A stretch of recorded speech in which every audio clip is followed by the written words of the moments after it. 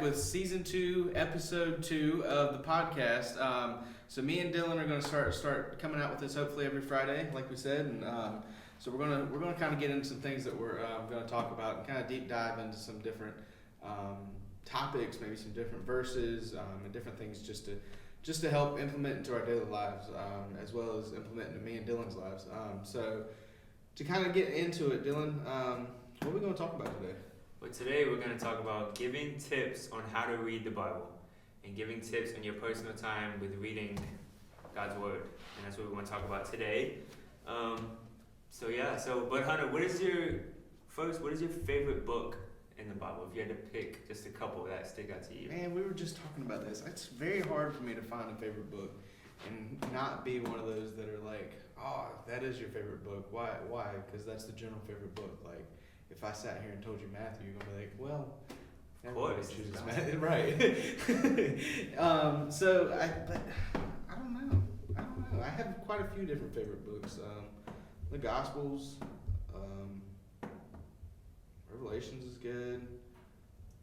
Corinthians is good. Both of them. Yeah. Well, the beautiful thing about the Bible, like every book is different. Like even if you read the Gospels, like Matthew, Mark, Luke, and John, each gospel is written different, so you get a different perspective from all of them. But like even if you read in the Old Testament, Proverbs, you get wisdom, Psalms, you get praises and some prayers. So each book is different. It's the beautiful thing about reading God's Word, and each point of the book is to bring you to Him and bring you closer to Him. But there's so many good books, but 1 Samuel is a really good book that I really like.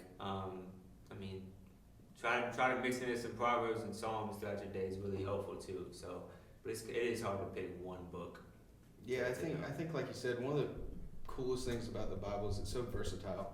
So I could read the same verse that you read and get something completely different than what somebody else would, and I think that's a really cool idea, is the fact that I can implement it into my life differently than what you can, and it jumps out to you and it really reaches out to you. So it's the amazing work of God. That's what it is. So, but what would you say one of the biggest things whenever you're trying to do a devotion or whenever you're trying to dive into the Word? What do you think is one of the biggest things to kind of focus on and kind of look at whenever you're looking at trying to do one?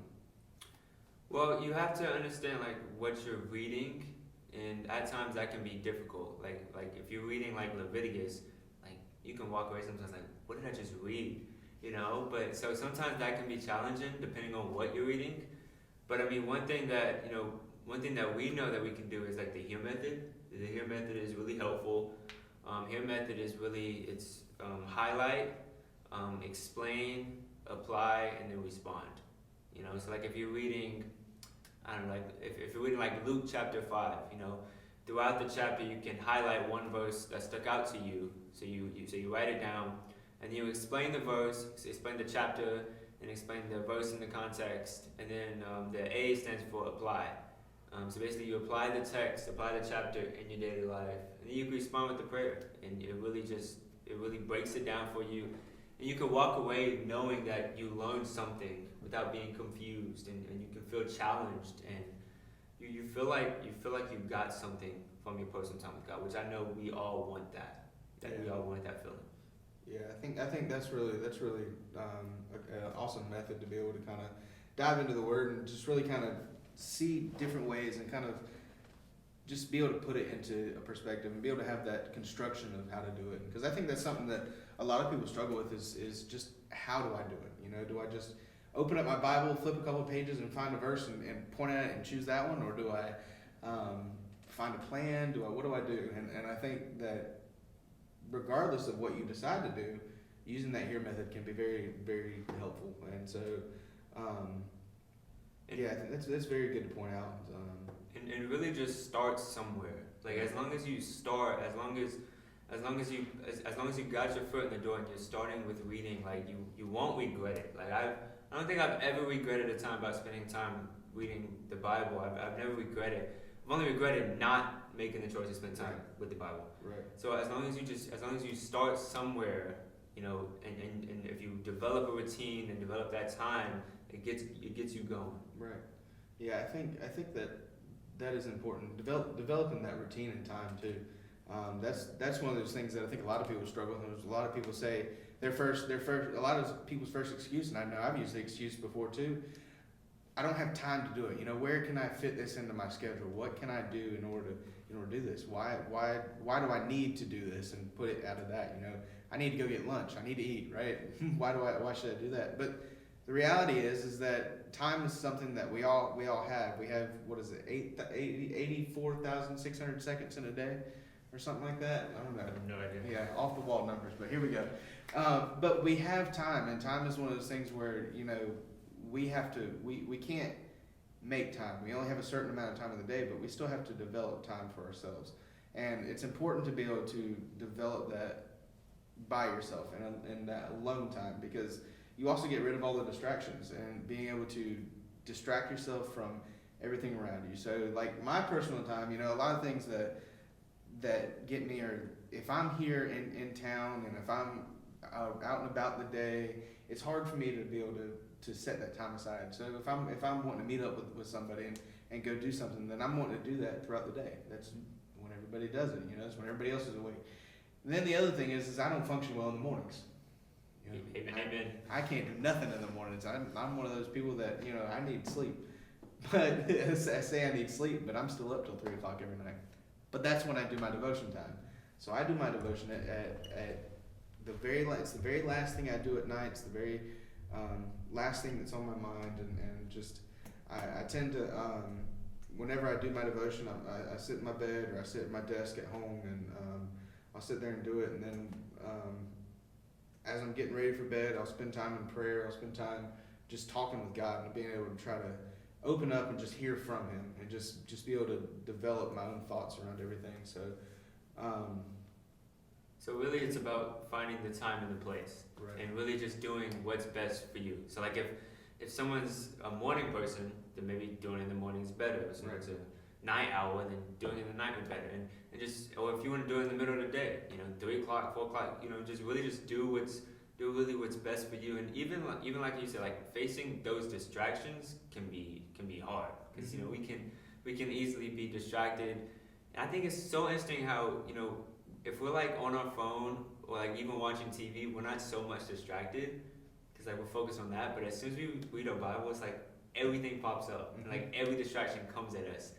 But sometimes it's about making it's like preparing yourself ahead of time.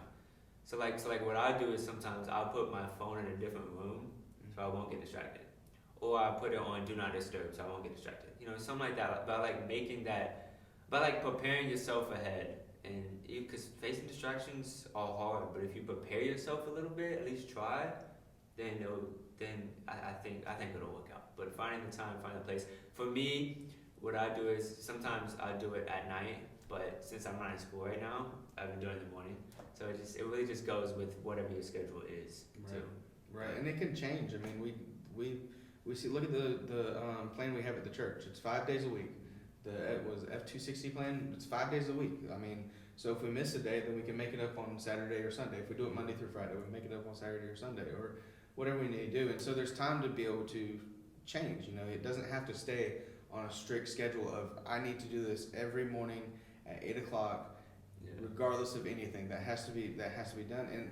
But we don't want to just completely throw us off the wall if we miss it. I mean, we can make it up. I mean, but the thing that we need to try to do is being intentional about it, and being intentional about getting into the Word, being intentional about prayer. That's another big thing, is being intentional about prayer, because oftentimes we can we can get into the Word, but we're not praying and thinking about it and really responding and trying to apply that. And that's where we're going back to the HEAR method. But responding to it means a lot about praying about it and being able to respond to it in your own way and try to hear from God what He's trying to tell you. And so I think that's to me, that's important. But one of the things that kind of stood out to me that you said about the distractions piece is being able to set your phone into a different room. Yeah. I struggle with that a lot because I like to use my tablet or my computer whenever I'm studying because there's a lot of resources on there, but at the same time, I think I tend to overlook what's directly in front of me. I think a lot of times I'm looking at what other people are reading. and what other people are responding to rather than responding to myself. And so I think that could be important, and it's something that personally I need to look at in my life and try to change them, is just using this and only this, and maybe a piece of notebook paper. And I think that's something that could be that I need to try to implement. So, but yeah, I did find that important, is the distraction piece, because that's something that all of us struggle with, regardless of anything. I mean, it could be 3 o'clock in the morning for me, and I'm still struggling with distractions. So. And another thing is like when you throughout your week when you read the Bible, don't try to like overload yourself. Take it a day at a time. Don't try to read the whole book of Romans in one setting. Odds are you'll probably be a little confused if you do that. I mean, you're more than welcome, but you may be a little confused. What I said, just take it a chapter a day, and just take it a chapter at a time, because then you can walk away feeling like, you can walk away feeling like you've known that you just received something. So you feel like you can apply it and you respond with prayer. And even if you don't feel like you can apply it right now in your life, at some point you can be able to apply it, or you can look back in your life and be like, dang, I could have used this earlier. Well, now you know it now, and now you can apply it at a different time. Right. I can't tell you how many times I've looked at a verse and not known what I just read, and then looked at it 2 days later and be able to like, oh wow, this is what that meant. Yeah. Or be like, or read another verse later in the day, or another verse somewhere another day on my devotion, and just be able to finally clicks for me. That's just, I mean, once again, back to the versatility of the word. And that's one of the ways we've known that we've grown in our faith. Mm-hmm. is when we're reading stuff that is when we're understanding stuff that we used to not be able to understand. So like, even if you read books and you used to not be able to understand, so like let's say if someone is now reading Leviticus, but at one time they didn't understand it, and now they read it like, oh, I get it now. It's because their knowledge grew, and now they understand it more and more. That's one of the ways. So like when if you want to read those books that you used to neglect, that's one of the reasons. It's one of the ways you know that you really have grown in your faith, and you really want to know Him more and more. Right. I think another thing that I think we haven't kind of talked about is, and it's something that at the church and Andrew's been preaching about a lot lately, is discipleship groups. Being able to lean on other people, being able to talk about verses and talk about other things with other people, and being able to get other people's opinions, because we can be able to understand and learn and grow from other people a lot, because it's being able to hear it from somebody else can sometimes click sometimes, and really help us be, once again, versatile in what we're learning, and just being able to look at different things. I mean, whether it be relating to somebody else differently, they might be able to give you an idea to be able to of how to view it, or how to read, or just do daily tasks. I think it's important too. And one thing about those D groups is that it keeps you accountable. Right. Like if you're in a D group and you're with other people, if you're struggling, then you can let them know, and then if they ask you, and you're like, oh, I've been kind of slacking off a little bit, it keeps you accountable. And then you can also ask them, like, hey, what have you been reading lately? And then you can just engage in a conversation like that about what you've been learning. Because sharing what you learn in your personal time with God is really a nice thing. Mm-hmm. And when you hear what somebody else has been learning, it's really a nice thing. I think we should probably do more of it. Right. Just share what you learned throughout your day, throughout your week, at church and everything. I think that's one thing that we could do more.